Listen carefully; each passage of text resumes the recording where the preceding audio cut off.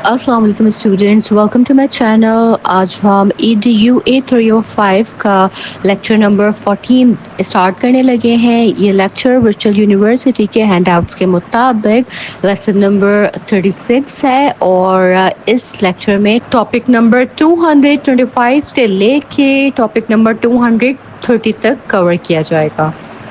آج کے اس لیکچر کا جو مین ٹاپک ہے وہ ہے پلاننگ ٹو کنٹرول وائلنس، یعنی کہ تشدد پر قابو پانے کے لیے منصوبہ بندی۔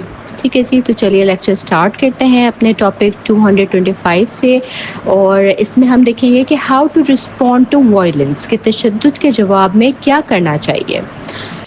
وائلنس اور ایگریشن جو ہے نا، ایگریسو بیہیویئر، اس سے بچاؤ کے لیے سب سے افیکٹو طریقہ ایک شفقت بھرا اور معاون ماحول مہیا کرنا ہے۔ اس کا مطلب یہ ہوا کہ کلاس روم میں اساتذہ کا رویہ نرم، ہمدرد اور پازیٹیو ہونا چاہیے۔ جب کوئی بچہ ایگریسو بیہیویئر اختیار کرے تو اس رویے کی وجہ سمجھنے کی کوشش کرے ٹیچر، بچے کو نرمی سے سمجھائے کہ اس کا یہ رویہ غلط کیوں ہے اور اسے اس کی جگہ کیا کرنا چاہیے تھا۔ اگر ضرورت ہو تو اس رویے کے مطابق عمر کے لحاظ سے مناسب سزا بھی دیں۔ ٹھیک ہے، ایک جو افیکٹو ٹیچر ہے نا سچویشن کے لیے، ٹھیک ہے، تو اس کی جو کریکٹرسٹکس ہے، اس کی جو خوبیاں ہیں وہ یہ ہے کہ اپنے جذبات اور شخصیت سے وہ واقف ہو، ٹھیک ہے، اپنے بارے میں حقیقت پسندانہ امید رکھتا ہو، اور تناؤ اور مایوسی کو مؤثر طریقے سے کنٹرول کرنا جانتا ہو۔ ٹھیک ہے، ارلی انٹروینشن کی اس میں اگر میں بات کروں نا، تو دیکھیے اگر بچے کی گریڈ 3 یا 4 سے پہلے رہنمائی نہ کی جائے تو اس کا جو یہ اگریسو بیہیویئر ہے، یہ بعد میں اس پہ قابو پانا بہت مشکل ہو جاتا ہے، کیونکہ بچہ جب چھوٹی ایج میں ہے نا تو اس ایج میں اس پہ کنٹرول کیا جا سکتا ہے، لیکن جیسے وہ بڑا ہوتا جاتا ہے اس کا یہ بیہیویئر جو ہے وہ پختہ ہوتا چلا جاتا ہے، اور پھر اس پہ قابو پانا انتہائی مشکل ہو جاتا ہے۔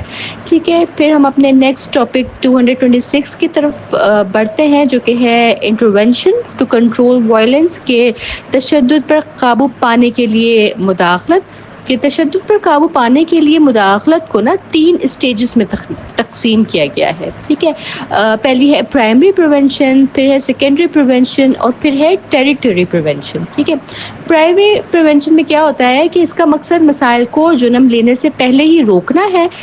کریکولم ایسا ہونا چاہیے جو بچوں کو نیگیٹو یا وائلنٹ پر مبنی رویے سے ٹیچر کو چاہیے کہ وہ بچوں کو سمجھائیں کہ کون سے ایسے بیہیویئرز ہیں کہ جن کو وائلنٹ سمجھا جاتا ہے۔ ٹھیک ہے، اگر کوئی بچہ غلط رویہ دکھائے تو اسے نرمی سے سمجھانے پہ زیادہ فوکس رکھیں۔ ٹھیک ہے، اس کے بعد کیا ہے سیکنڈری پریونشن، یہ ان بچوں کے لیے ہوتی ہے جو خطرے میں ہیں، ان کے لیے انفرادی مشورے، 1-on-1 سیشنز اور خصوصی پلان ترتیب دیے جاتے ہیں۔ ٹھیک ہے، والدین، اساتذہ اور جو دیگر اسٹاف ممبرز ہیں ان کو اس میں شامل کیا جاتا ہے۔ ٹھیک ہے، اور جو ٹریٹری پریونشن اسٹیج ہے، اس میں جو ہے نا یہ اسٹیج ہے کہ اس میں شدید مسائل کا جو شکار بچے ہوں، یہ اسٹیج ان بچوں کے لیے ہے۔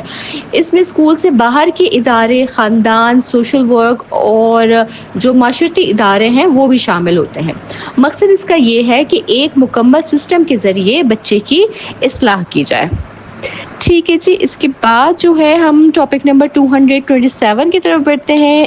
اس میں ہم دیکھیں گے کہ تشدد پر قابو پانے کے لیے جو پلاننگ کی جاتی ہے اس کا پارٹ 1 ڈسکس کرتے ہیں، کہ اس میں نا کلاس رولز کچھ بنانے چاہیے۔ ٹھیک ہے، اس کو کنٹرول کرنے کی پلاننگ میں کچھ کلاس رولز بننے چاہیے۔ ایسے رولز بنائیں جو محفوظ، پرامن اور باہمی احترام پر مبنی ہوں۔ ان اصولوں کو بار بار دہرا کر بچوں کو یاد دلائیں۔ ٹھیک ہے، یعنی کہ یہ جو آپ رولز بنائیں نا، بچوں کو بالکل ذہن نشین کر دیں کہ یہ ایک بڑا ذریعہ ہے پرتشدد واقعات پہ قابو پانے کا۔ ٹھیک ہے، ارلی سٹیج کے اوپر، صحیح ہے۔ پھر اس میں آ جاتا ہے کہ ایمرجنسی کرائسس کی پریکٹس کروائیں کہ جیسے بچوں کو فائر ڈرل سکھائی جاتی ہے اسی طرح وائلنس سے نمٹنے کی بھی ایکسرسائزز کروائیں. ٹھیک ہے, بچوں اور اساتذہ دونوں کو پتہ ہونا چاہیے کہ کسی ناخوشگوار واقعے میں کیا کرنا ہے. ٹھیک ہے, اسٹاف کو بھی ٹرین کریں کہ بچوں کے اگریسو بیہیویئر سے کیسے نمٹا جائے, اس کے لیے واضح طریقے, رول پلے اور رہنمائی دی جائے.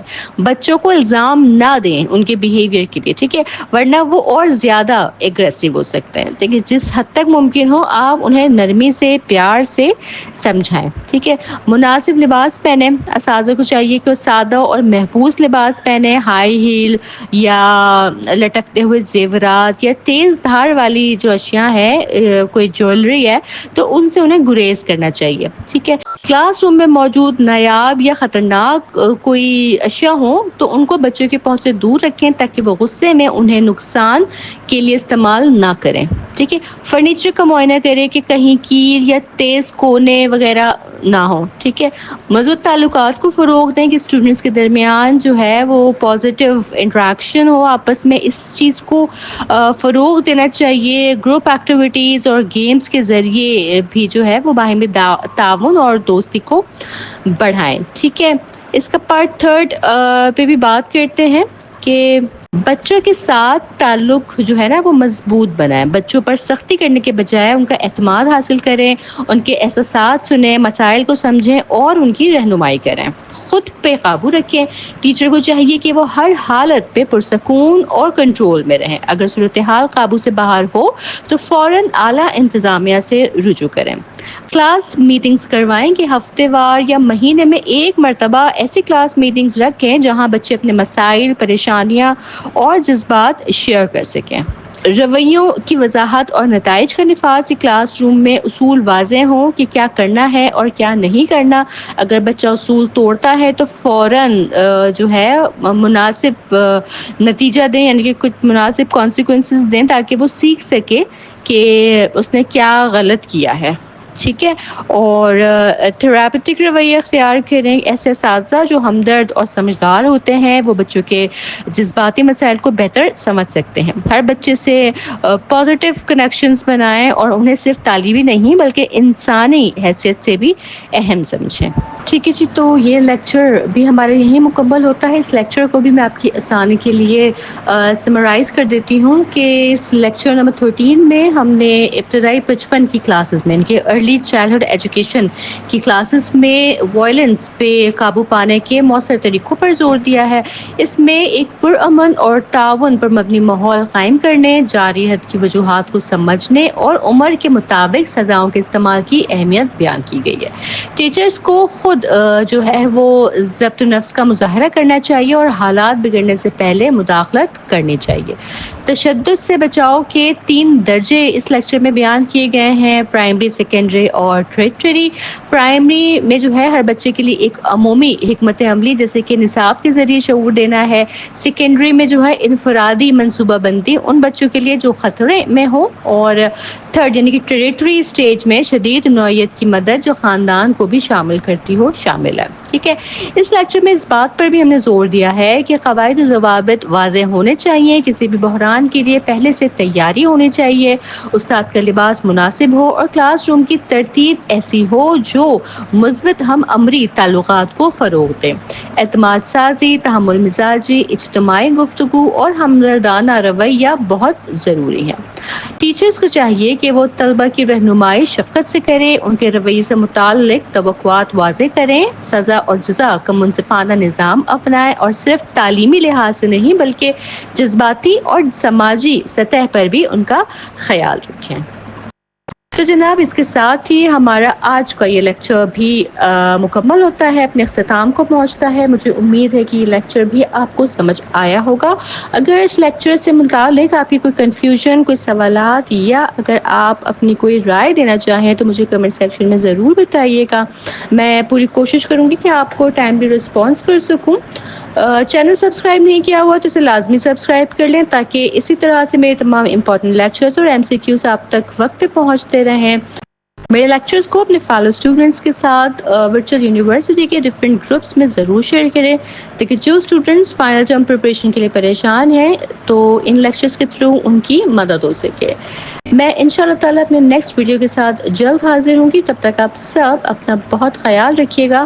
اللہ حافظ.